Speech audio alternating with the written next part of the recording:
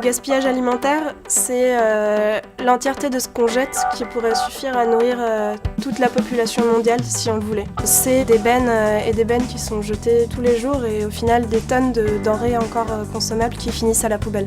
La précarité alimentaire est un phénomène qui touche énormément de personnes de notre société et elles sont de classes sociales tout à fait différentes. Ça touche les personnes qui sont en difficulté financière pour se nourrir. Ce sont des gens qui ne mangent pas à leur faim.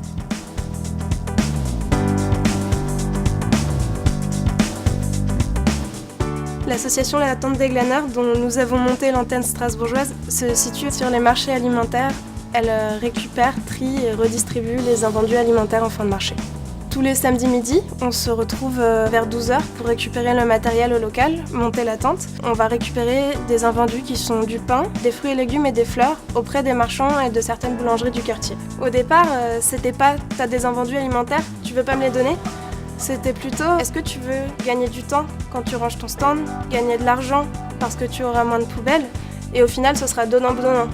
Un groupe qui va aller sur le terrain chercher les produits, les invendus sur le marché.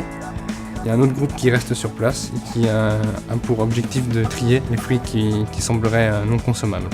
L'idée de la Tente des Glaneurs, c'est aussi de créer un espace de convivialité. C'est pourquoi nous donnons aussi des fleurs à chaque personne qui passe sous la tente. Bien sûr, c'est gratuit, c'est le but de notre association. Le seul budget dont nous avons vraiment besoin pour tourner est une contribution hebdomadaire des bénévoles pour payer le café et l'assurance.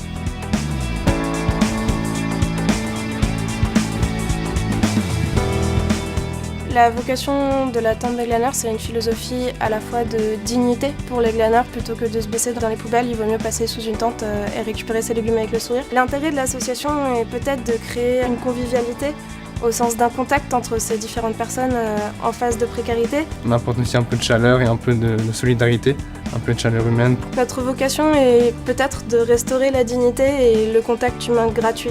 Aujourd'hui, on vit dans un monde de plus en plus égoïste. À notre petite échelle locale, on essaye de lutter contre cet égoïsme, d'apporter un peu de solidarité à ces populations dans le besoin.